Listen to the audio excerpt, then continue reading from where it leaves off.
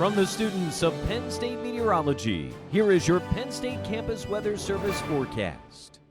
Good afternoon, I'm student meteorologist Kyle Eck here for CNET, and I hope you've been enjoying this liquid sunshine of a Friday. I'm trying to keep the mood positive because here is very overcast at Beaver Stadium.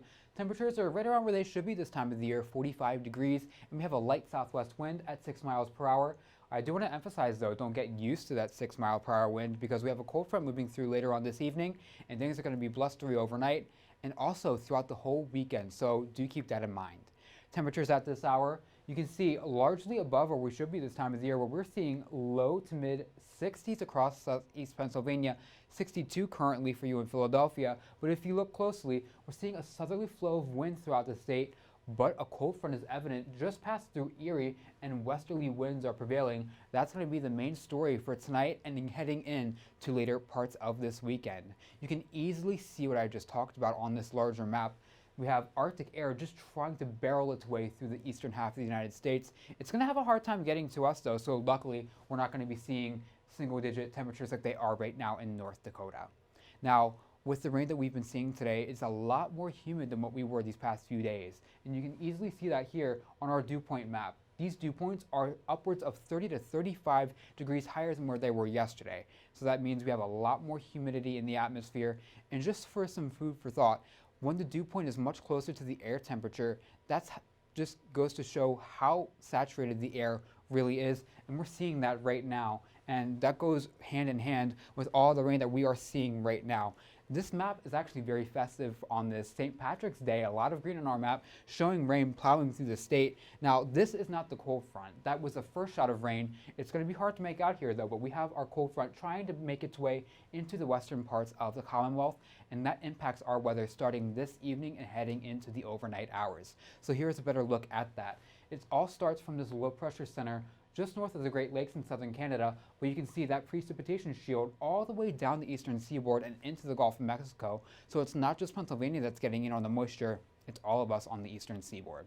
So here's how we time out our evening. If you're heading out on the town to celebrate St. Patrick's Day across the state, make sure you have your umbrellas handy still because we have our cold front plowing through the area around, say, 6 to 7 o'clock this evening. That pushes through the state heading into the overnight hours, and while we turn dry, do make sure you have your jackets. Don't pack them away just yet. Even though we're heading into spring, those winds are going to start cranking, and I'm thinking all of us across the state are going to drop below freezing overnight, and we don't budge too much heading into tomorrow. In fact, we could see some lake effect snow showers breaking out near Lake Erie, and also some snow showers heading into areas, say Johnstown, and even, yes, a few flakes are possible here in State College. So, are we going to stay in this cold and wintry regime as we head into spring? I don't think so, but for Sunday, we do stay cold, but we do stay dry as well, but those winds are still going to be prevailing out of the west-northwest. But finally, by Monday, spring equinox, abundant sunshine, because we have high pressure starting to move into our area, and that allows temperatures to increase very nicely. I think we go above average in terms of temperatures, especially for Tuesday, as high pressure takes a stronghold over the mid-Atlantic and northeastern United States.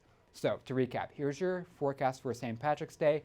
Dreary but mild during the day, where that cold front moves through later this evening. We start off with light winds, picking up as the evening progresses. Overnight, it's going to be very breezy and starting to get a lot cooler, but even though we're going for a low of 29 degrees, with wind gusts near 30 miles per hour, expect those wind chills to be down near 20 degrees and even lower in those ridge tops. Tomorrow, much of the same story.